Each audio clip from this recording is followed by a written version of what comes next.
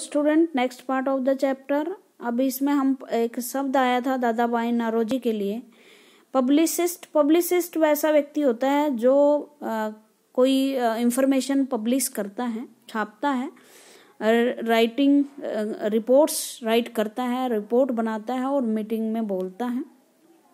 ठीक है। अब ए नेशन इन मेकिंग, किस तरह से हमारा देश मतलब बना, एक राष्ट्र के रूप में भारत किस तरह से इकट्ठा हुआ।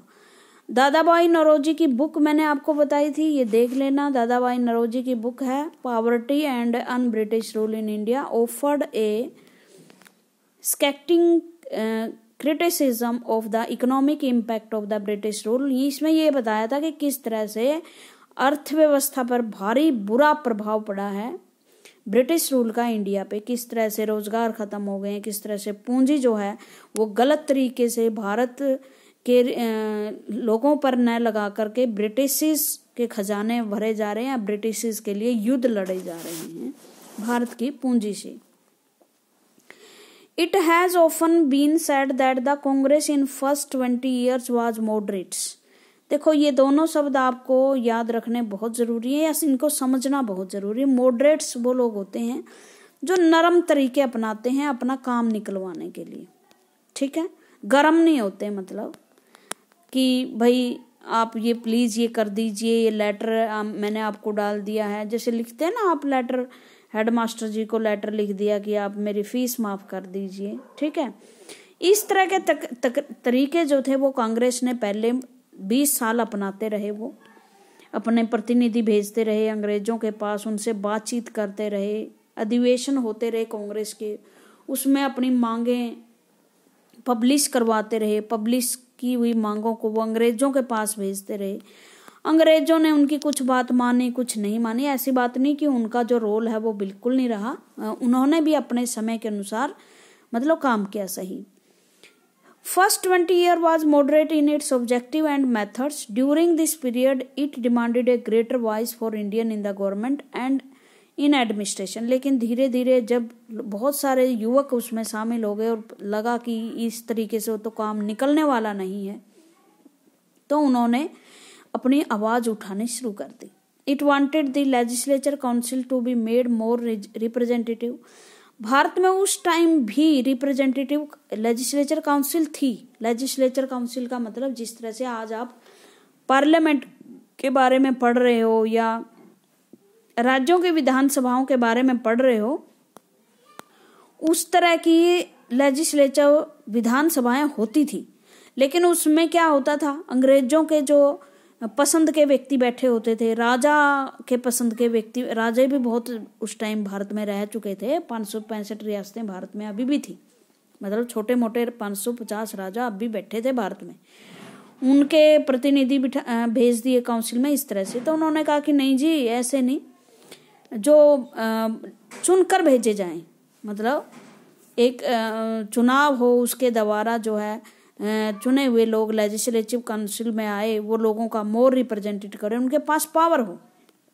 देखो एमपी के पास जैसे आज पावर होती थी, उस टाइम नहीं होती थी, सारी पावर अंग्रेजों के पास होती थी। तो उन्होंने कहा कि नहीं जी, उसको वैसे बिठाने का क्या फायदा है, एक एमपी को आप उसको पावर दें। Where no province where were non existed, it demand that Indians be placed in high position. उन्होंने कहा कि भाई आप अंग्रेजों को ही बड़े बड़े आईएएस आईपीएस अधिकारी बना देते हो, डीसी कमिश्नर, अंग्रेज भारतीयों को सिर्फ आप कलरक बना रहे हो। तो बड़ी बड़ी पोजीशन पे भारत के लोग बैठे, भारत जो आईएएस वगैरह की परीक्षा होती हैं वो भारत में हो। पहले आईसीएस बोलते थे इसको, इंडियन सिविल सर्विसेज, अंग्रेजों के आज़ादी के बाद आईएएस कहने लगे इसको, कि इसकी परीक्षा पहले लंदन में होती थी। एक तो वो व्यक्ति जो लंदन जा सके वो कमिश्नर बन सकता था, जो अंग्रेजी पढ़ा लिखा हो, ब्रिटेन की जो शिक्षा जिसने प्राप्त की हो, वही आईएएस अधिकारी बन सकता था। तो उन्होंने कहा कि नहीं, भारत की सर्विसेज हैं, भारत के लिए आईएएस बनते हैं तो भारतीयों में से ही बनने चाहिए, उनकी परीक्षा लंदन में ना होकर इंडिया में होनी चाहिए। बहुत ही जायज मांग थी। ठीक है, तो उसके बाद the demand for Indianization of the administration was part of movement against racism. और ये क्यों हमने चलाई, क्योंकि भारतीयों को तो अंग्रेज इस काबिल ही नहीं मानते थे, कि कहते थे कि ये काले लोग, इनको कुछ नहीं पता। अब ये पता नहीं कौन सा क्राइटेरिया था कि गोरा व्यक्ति ज्यादा जानता है, काला नहीं जानता। भाई दिमाग तो अंदर होता है ना, वो तो स्किन से अलग होता है। स्किन के कलर का क्या मतलब ब्रेन से। तो ये कहा कि रेसिज्म जो है वो हमारे खिलाफ है, भारतीयों को वो बड़ी पोस्टें नहीं देते। Since most important job at the time were monopolised by the white. और बहुत महत्वपूर्ण जॉब उस टाइम देश की थी वो गोरे लोगों को के पास थी। बड़ी बड़ी जो पोस्टें थी वो अंग्रेजों के पास थी, भारतीयों के पास नहीं थी। इसलिए भी वो विरोध कर रहे थे कि भारतीयों को ये पोस्टें दे। Official and the British generally assume that Indians could not be given position of responsibility. अरे एक तो परीक्षा इतनी मुश्किल होती या बाहर होती कि भारतीय उसको क्लियर ही नहीं कर पाते। फिर उसकी उम्र बहुत कम होती, 19 साल 21 साल। बंदा ग्रेजुएशन 19-21 साल में करता है तो वो एकदम कैसे इतनी बड़ी परीक्षा दे सकता था। दूसरी बात, ब्रिटिश नहीं चाहते थे कि बड़ी बड़ी पोस्टों पर भारतीय शामिल हों। इनको बड़ी बड़ी अगर रिस्पॉन्सिबिलिटी दी गई तो ये अपने हित के लिए काम करना शुरू करेंगे। इंडियंस और जो है अवेयर होंगे। Since British officers were sending a major part of their large salaries homes, Indianisations it was hope would also reduce the drain of wealth of England. क्योंकि अंग्रेज अधिकारी यहाँ कभी बसते ही नहीं थे। बड़ी बड़ी सैलरी, गिफ्ट, करप्शन का पैसा सारा इंग्लैंड ले जाते थे। तो इसलिए भी वो चाहते थे कि भारत का जो पैसा है इन अधिकारियों के तहत जो बाहर जा रहा है वो नहीं जाएगा। Other demand include the separation of judiciary from the executive.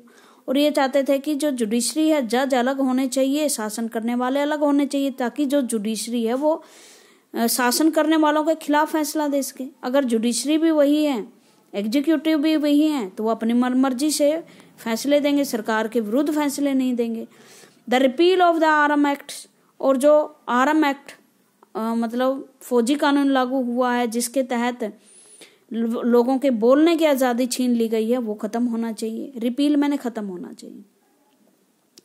The early Congress also raised A number of economic issues. जो मैंने बताया मॉडरेट्स जो लोग थे, शुरू के कांग्रेसी थे, उन्होंने इकोनॉमिक इशू पर ज़्यादा बात की कि भाई आप है ना शासक हो, लेकिन हमारा पैसा ऐसे तो ना बर्बाद करें। इतनी बड़ी आर्मी क्यों रखी हुई है, हमारी तो कोई आप सुरक्षा नहीं कर रहे। आप तो अपने साम्राज्य की सुरक्षा कर रहे हो, कहीं बर्मा भेज रहे हो हमारे सैनिकों को, कहीं अफगानिस्तान भेज रहे हो, कहीं जर्मनी भेज रहे हो। और वो सारा जो भारत के सैनिक यहाँ से जाते हैं, सैलरी भारत के खजाने से दी जाती है। तो इस तरह की चीज़ें आपको नहीं करनी चाहिए। It declared that British rule had lead to poverty and famines, increase in the land revenues, has impoverished peasant as zamindar, and export of grain to Europe has created good shortage। और उन्होंने कहा आप युद्ध करते हो।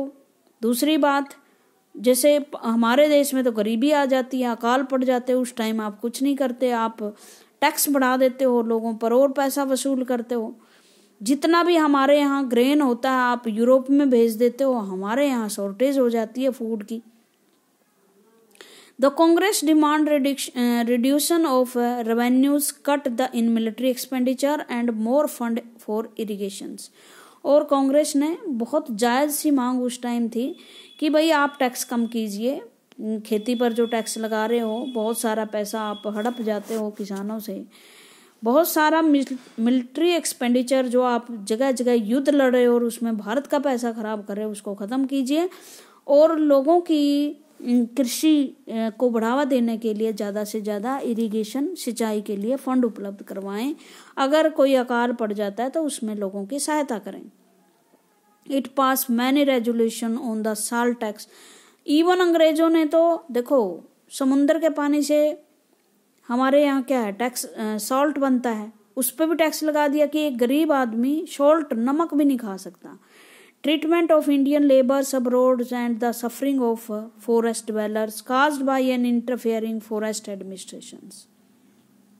और इसके साथ साथ क्या था कि जो इंडियन लेबर्स थे जो बाहर विदेशों में काम कर रहे थे, मैंने बताया ना प्लांटेशन होती थी चाय के बगानों की या तम्बाकू की, या बहुत सारे जो लेबर मजदूर यहाँ से काम करने जाते और उनके साथ वहाँ बहुत बुरा व्यवहार किया जाता था। वो कहते कि आप इस तरह के जो बुरे व्यवहार हो रहे हैं मजदूरों के लिए कानून बनाएं।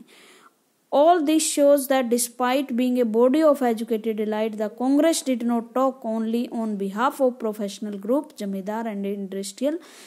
इसका मतलब ये है कि बहुत हमारे देश में जो कांग्रेसी थे उस टाइम एजुकेटेड थे, थोड़े से थे, इसके बावजूद भी उन्होंने सारे देश के लोगों के लिए बातचीत की। मतलब ये नहीं थे कि वो पूंजीपति थे, उद्योगपति थे, प्रोफेशनल्स थे, डॉक्टर थे, उनको अपनी अपनी बात कर रहे थे। वो गरीब, मजदूरों, किसानों, सभी की बात कर रहे थे।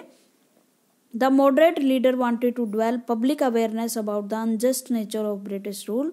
दे पब्लिश्ड न्यूज़पेपर, और इसके साथ साथ उन्होंने ये किया, ठीक है, लेटर लिखे, उन्होंने लोगों को जागरूक किया। उनके जो विचार हैं वो पब्लिकली अखबारों में लिखे जाते, लोग उन्हें पढ़ते और लोग उनके विचारों को पढ़कर अंग्रेजों की सच्चाई को जानने लगे थे, अवेयर होने लगे थे अपने अधिकारों के लिए। दे पब्लिश्ड न्यूज़पेपर, रोट आर्टिकल्स, उन्होंने किताबें लिखी, आर्टिकल्स लिखे, न्यूज़पेपर्स में लिखा, और उन्होंने जनता को बताया कि किस तरह से भारत की इकोनॉमी अंग्रेजों की वजह से तबाह हो रही है। They criticize British rule in their speech and sent representatives to different part of the country। और क्या होता था, वे स्पीच देते, भाषण देते, ब्रिटिश रूल को क्रिटिसाइज करते, उनकी आलोचना करते, और लोग ज़्यादा से ज़्यादा रिप्रेजेंटेटिव भेजते लोगों के पास उनको बताने के लिए, उनको मोबिलाइज करने के लिए। देखो, मोबिलाइज एक शब्द आया है, इसका मतलब है कि एक मत पर लोगों को ज़्यादा से ज़्यादा फैलाव करना, मतलब एक बात पर ज़्यादा से ज़्यादा लोगों की ओपिनियन बनाना, बातचीत करना, उनमें फैलाना उस बात को। They felt that British had a respect for the idea of freedom and justice and so they would accept the just demand of Indian. देखो, उनका ब्रिटिशिज में गहरा विश्वास भी था।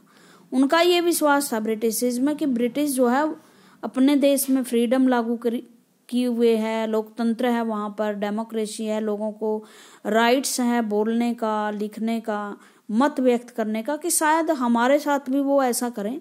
बट उनकी अपनी जनता थी, अपनी गवर्नमेंट थी, वो भूल गए थे कि अंग्रेज यहाँ विदेशी हैं, वो कभी भी अपने देश के लोगों जैसा व्यवहार भारत में नहीं करेंगे। What was necessary therefore was to express this demand and make the government aware of the feeling of the children Indians. इस तरह से उन्होंने अपनी डिमांड रखी जो उस टाइम की ज़रूरतें थी, और गवर्नमेंट को अवेयर किया कि भारत के लोग क्या चाहते। Freedom is our birth rights. अब पहले तो 1857, 70, 80 में भारतीयों की ये हिम्मत ही नहीं थी कहने की कि हमें भी फ्रीडम चाहिए।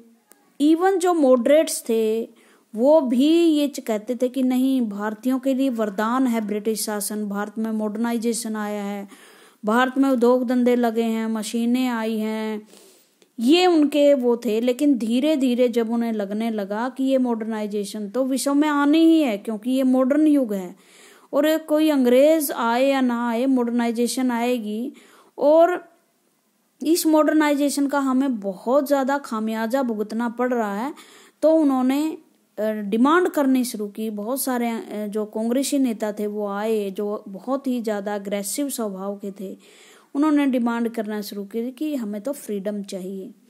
By the 1890 many Indian began to raise questions about the political style of Congress. Congress का जो स्टाइल था, भाई प्रतिनिधि तो भेजना है, लेटर भेजने हैं, प्रतिनिधि मंडल भेजना है, उन पर क्वेश्चन उठाने लगे कि भाई आपने हासिल क्या किया इससे, आपके लेटर पढ़े नहीं जाते, आपकी डिमांड माने नहीं जाती, आप कर क्या रहे हो।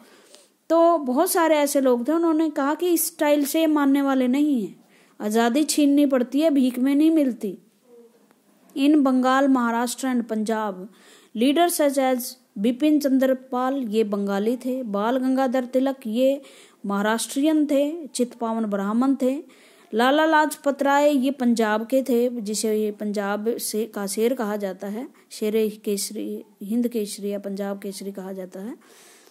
वर beginning to explore more radical objective. Radical होता है क्रांतिकारी, रेडिकल का मतलब यहाँ हथियार उठाना नहीं है भाई, लेकिन रेडिकल का मतलब होता है बहुत ज्यादा अग्रेसिव होकर लोगों को सरकार की आलोचना करना, धरने देना, लिखना उनके विरुद्ध, लोगों को इकट्ठा करना। ये मेथड उन्होंने रेडिकल तरीके से, रेडिकल मैंने यहाँ क्रांतिकारी भी हो सकते हैं, ऐसे तरीके उन्होंने अपनाए।